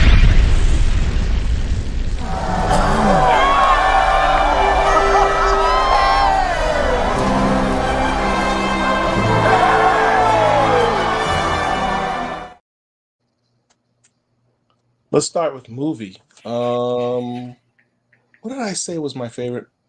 Honestly, Deadpool and Wolverine. Yeah. I really enjoyed Deadpool and Wolverine. Yeah, like I'd agree with that. I also enjoyed Dune Part 2 because I'm a sci-fi nerd. Those are my two favorite movies of the year so far. I go with Deadpool, Wolverine for movie. Favorite comic book, I would say, would be Cheryl Eaton's Black Panther Blood Hunt. I really enjoyed that book. Really enjoyed that book. Katiev's asking if we've seen Alien Romulus yet. I have. Oh my god, it was so good. Was it? So it's been a long time since a movie scared the bejesus out of me, but yo, them face huggers. And I've watched every Alien movie, and I've never had the response that I had at Alien Romulus. Oh, really? I love Xenomorphs even more now. It's really good. Without spoiling anything, what made it frightening for you? So with horror movies, you have to have the elements of suspense, unsurety, and a little bit of taboo in there, and it has to be in a certain sequential order for the audience to respond, and they were able to knock it out the park. Like the whole theater was reacting all at the same time, the gasp, the like, oh man, it was just, it pulls you in. I think for the first time for me, and I love horror. I live on it. I love the gore, and this had a right combination of suspense, surprise, and just all around ickiness. And you're supposed to be like, and it gave you everything, all the emotions. It was a good roller coaster of emotions. I loved it. Okay, I will have to check that one out then. Yeah, definitely. It's all about the jump scare. I had several. I did check out. There's the movie on Netflix called The Deliverance. It's very loosely based. I mean, extremely loosely based on a true story about a black family that moves into a house where there is a demonic entity, and it ends up possessing multiple people in the household. Like Amityville? It's Amityville is a true story. This is very loosely based off of a true story, based on the Ammons family. You can Google it, Ammons family, Gary, Indiana. You'll find a lot of information. A lot of stuff is well documented. A lot of witnesses about it. It's what's the guy's name? Lee, the movie director. I forgot his name. Anyway, it's okay. It's okay. I like the the lead actors in it. Glenn Close is in it too. Oh wow! Okay. Yeah. There you go, Tony. Glenn Close it's controversial because she's like playing someone who's correct. Yeah. What do you call it? Racial appropriation type thing. She's she's a white mother of an interracial daughter, and she lives around, like everything that she lives around is black, basically, right? Black church, everything, right? So she's completely in the culture, basically. Lee Daniels, thank you, Katif. Yeah, so it was okay, but I wish it would have followed the real story a little bit closer. I know you have to take license with it, but they took a lot of license, and maybe it got a bit messy. So, yeah. Is that the one there was like statements online that were made that shouldn't have been made, I guess? But I would have to hear about the statements, but potentially, yeah. Yeah, something to the effect that Glenn Close is part of the culture, something like that. That she's the base or the epitome or something. I don't know how they got to that conclusion. Hashtag. We always try to invite people to the cookout. Yeah. No. Stop inviting black people to the cookout, black people. Stop. Right. Please. It's okay to simply take a paper plate, put some foil on it, and give it to somebody away from the cookout. Yeah, take it over the house, drop it off, and say, "Hey, thank you." But you don't get an invite. No. Yeah. Big Phil saying Dune 2, the black and white scene. I haven't watched Dune 2 yet. You haven't watched Dune 2? No. Dune 2 was really good. It was very. Was it better than 1? Yes, definitely. Yeah, yeah, I would say so. Yeah, definitely. Check that one out then. All right. So I know it's 11:20. Yeah, it's late. We all got day jobs. I got a press conference in the morning. Uh-oh. For those who don't know, Angel's a celebrity. I'm not even certain why she hangs out with us because Why I'm does surprised. everybody say that? I'm I'm a surprised we don't have to humble go. public servant. That's I'm it. surprised we don't have to like go to like a person to reach her. Like, hey, Angel. Yeah, Angel's not available at the moment. We'll be happy to schedule you in for Thursday for a text conference with her. Thank you. You know, secretary person. Yeah. Maybe Now, one day. Maybe one day. We're just fortunate to have her here. Yeah. now, Paul, before we go, do we want to talk about next Wednesday's scheduled interview? Yes. Are we good to talk about that one? I don't know. I didn't get an email back. Did I get an email back? Uh-oh. Is that confirmed? Let me check. 1 second. Just give me 1 second. Lionsgate. Why is Lionsgate inviting it? All right, let's get that. Dun, dun, dun. I do not see a response yet. Well, Well, you'll we just need need to find out. you need to stay tuned. Maybe on Sunday we'll let you know. It's fingers crossed coming for next Wednesday.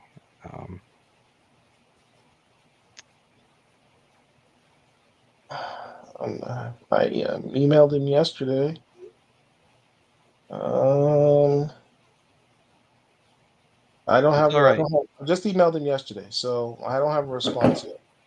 Okay. So, hey, Real Talk with Rich, this Sunday night, as far I as will I say know, you it's still on. definitely want to be there on the 11th if it does come to fruition. Yes. You will definitely want to be there on the 11th. Yep, absolutely. So, I'm sorry. Real Talk check with Rich. check out Real Talk with Rich on Sunday night. Hopefully, we'll have more information to share with you then, in addition to Rich's dope show. So, Yeah. hey, any other last words? Wash your hands. Don't eat yellow snow. Don't eat yellow snow. Oh gosh. Okay. Yeah. I just want to thank everybody in the chat for hanging out with us tonight. Hey, spread the word about our interview series and our weekly shows. We put a lot of time into this just to cultivate a community, create a space for these conversations. So we really need you guys. I mean, in all seriousness, we need you to like the video. It's not lip service. We actually need you to hit the like button because that's And what helps share. us. And share the video. That's what helps us to help the channel grow. And that's how we keep doing what we're doing. So appreciate if all of you could do that. It's the bare minimum and it costs you nothing. yeah. And also don't forget to pray for my shipment from last week, which hasn't arrived yet. Thank you. Derek is still traumatized by that one shipment. He needs to get the PTSD therapy on that. Yep. Hey, we appreciate you too, Marwan. Yes, we do. Thank you, Marwan. Yeah. All our fellow Black comic lords out there, we appreciate each and every one of you. Absolutely. Absolutely.